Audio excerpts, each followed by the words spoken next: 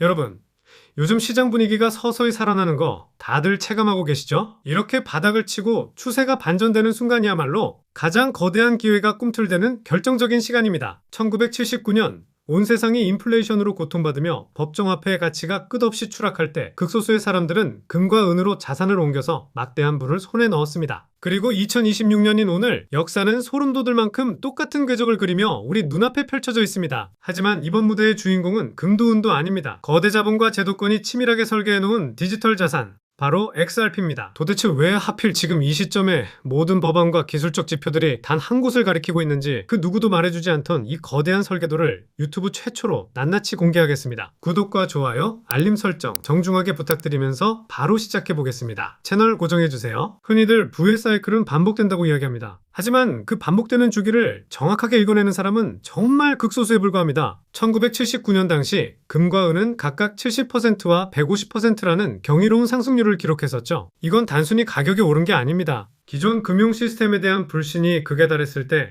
자본이 어디로 피신하는지를 보여주는 이정표였습니다. 지금의 상황과도 굉장히 흡사하죠. 유명 분석가인 체스타인 그레이버는 현재 XRP의 상황을 바로 이 1979년 랠리 직전과 비교하고 있습니다. 은의 시가총액이 4조 달러를 넘기고 금이 30조 달러를 돌파했을 때 세상은 새로운 기축통화가 등장하는 것을 목격했습니다. 현재 XRP의 시가총액은 그들과 비교하면 턱없이 작아 보일 수도 있습니다. 하지만 스타인그레이버는 강력하게 주장합니다. XRP의 잠재력은 금속 자산의 가치를 단순히 따라가는 수준이 아니라 그들을 10배 이상 압도할 것이라고 말이죠. 만약 은의 시가총액을 XRP에 대입해본다면 가격은 70달러에 육박하게 됩니다. 하지만 여러분, 이건 단지 시작에 불과합니다. 금의 가치와 비교했을 때 산출되는 5,000달러라는 숫자는 결코 터무니없는 상승이 아닙니다. 이는 글로벌 결제망의 모든 유동성이 이 시스템 안으로 완전히 흡수될 때 발생할 수 있는 수학적인 필연입니다. 지금 자본들은 이미 이동을 시작했습니다. 우리가 보고 있는 차트 너머에서 소리 없는 거대 세력들의 매집이 1979년 그날처럼 아주 긴박하게 이루어지고 있는 겁니다. 그리고 시장의 세력들은 언제나 대중을 속이죠. 지루함을 견디지 못한 개미들이 공포에 질려 물량을 던질 때 비로소 진짜 상승의 문이 열리게 됩니다. 암호화폐 분석가 스태프가 포착해낸 최근 데이터는 우리에게 전율을 안겨줍니다. XRP는 현재 2017년 역사적인 대폭등 직전과 소름 끼칠 정도로 일치하는 장기 조정 패턴을 완성했습니다. 여러분,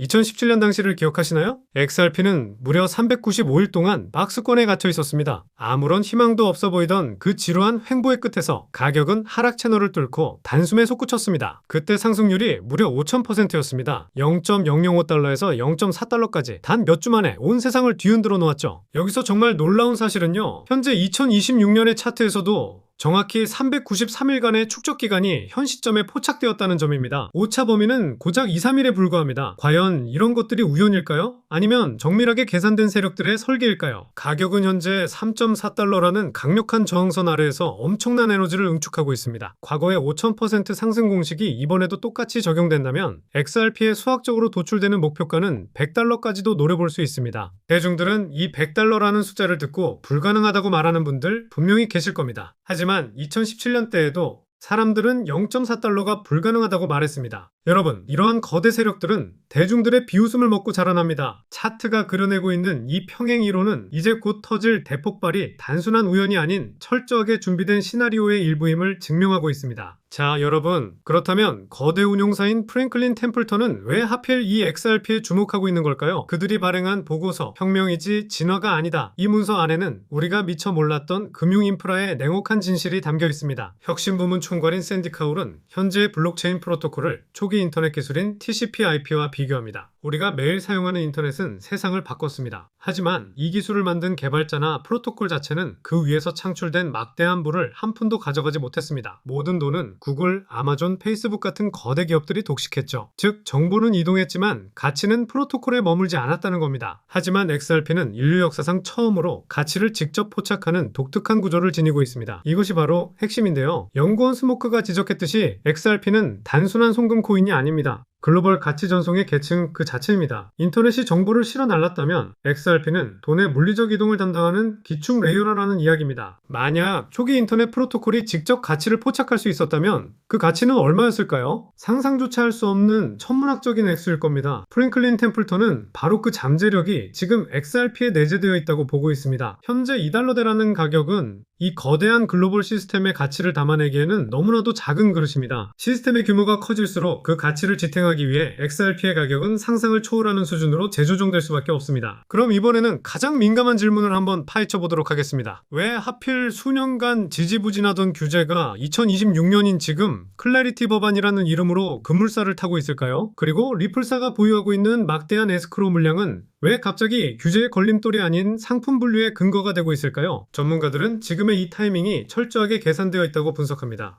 클래리티 법안은 디지털 자산을 명확하게 상품으로 정의하는 새로운 기준을 제시합니다. 여러분, 여기서 중요한 게 뭐냐면 바로 성숙한 블록체인의 개념입니다. 리플사가 에스크로 물량을 가지고 있음에도 불구하고 XRP 레저가 전 세계 수천 개의 독립적인 노드에 의해 별도로 운영되며 실질적인 탈중앙화를 이루었다는 사실이 법적으로도 인정받기 시작한 겁니다. 오히려 에스크로 물량은 시장의 혼란을 막고 기관들에게 예측 가능한 유동성을 공급하는 안전장치로 재해석되고 있습니다. 여러분, 이러한 거대 자본들 기관들은 불확실성을 가장 싫어합니다. 이 클래리티 법안은 XRP를 증권이라는 굴레에서 벗어나게 해서 마치 금이나 다이아몬드 같은 상품의 지위로 격상시켰습니다. 왜 하필 지금 1월일까요? 그 이유는 기득권 금융 시스템이 드디어 디지털 자산을 받아들일 준비를 마쳤기 때문입니다. 달러의 패권이 도전받는 상황에서 미국은 XRP라는 강력한 효율성을 가진 이 새로운 무기를 제도권 안으로 편입시켜야만 했습니다. 에스크로 물량은 이제 더 이상 리플의 약점이 아니라 중앙은행과 대형은행들이 안심하고 대규모 자금을 투입할 수 있게 만드는 신뢰와 안정의 보증수표가 됐습니다. 여러분, 곧 있을 이 클래리티 법안의 통과는 거대 자본의 댐이 열리기 직전에 떨어지는 마지막 승인 신호인 셈입니다. 그리고 리플 내부의 핵심 부서인 리플X의 엔지니어링 총괄 아킨 엘레가 던진 메시지는 단순한 기술 업데이트 예고가 아닙니다. 그는 2026년을 XRP 레저에 있어서 변혁의 해라고 단언했습니다. 여기서 우리가 주목해야 할 가장 치명적인 키워드는 바로 기관급 프라이버시 기능의 강화입니다. 여러분,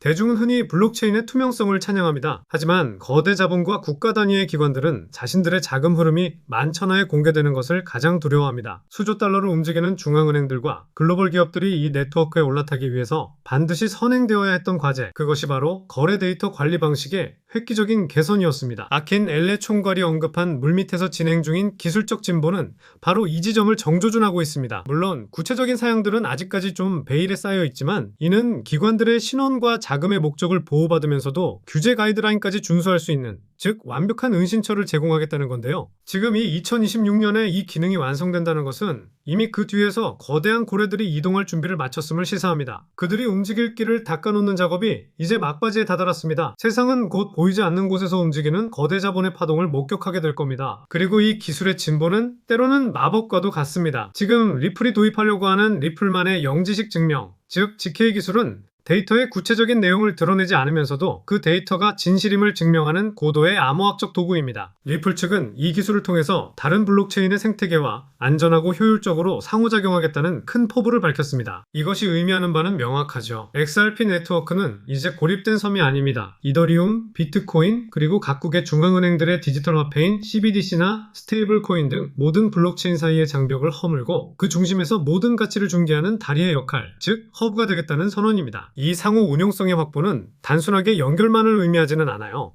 전 세계에 흩어진 모든 디지털 자산의 유동성이 XRP라는 통로를 거쳐야만 하는 새로운 구조를 만드는 겁니다. 아킨 엘레가 강조한 모듈러 레저 설계는 이러한 확장성을 무한대로 넓히는 기초가 됩니다. 데이터의 무결성을 훼손하지 않으면서도 전 세계의 부를 실시간으로 처리하는 능력, 이것이 바로 XRP가 단순한 코인을 넘어서 글로벌 금융의 혈관으로 기능하게 될 근거가 될 것입니다. 2026년 로드맵의 또 다른 중심축은 바로 디파이, 즉 탈중앙화 금융 분야입니다. 리플은 이제 단순한 결제망을 넘어서 온체인 대출 기능을 포함한 고도화된 금융 도구를 도입하려 하고 있죠. 여러분, 이건 기존 은행 시스템에 대한 정면 도전이자 새로운 금융 질서의 확립을 의미합니다. 과거의 전통 금융은 중앙화된 기관의 허락이 필요했습니다. 하지만 XRP 레저 위에서 구동될 이 시스템은 중개인 없이도 전 세계 누구나 자본을 빌려주고 빌릴 수 있는 새로운 환경을 제공합니다. 아킨 엘레 총괄이 시사한 공식 검증 절차와 네트워크의 회복 탄력성 강화는 이 시스템이 국가 시스템을 대체할 만큼 안정적임을 증명합니다. 운영하려는 의지입니다. XRP는 더 이상 송금이나 정산 수단에 머물지 않습니다. 가치를 저장하고 증식시키며 대출의 담보가 되는 다목적 금융 플랫폼의 기축 통화가 되는 겁니다. 이는 곧 기존 상업은행들의 권력이 블록체인 위로 전이되는 과정이며 그 과정에서 발생하는 막대한 이자 수익과 수수료는 고스란히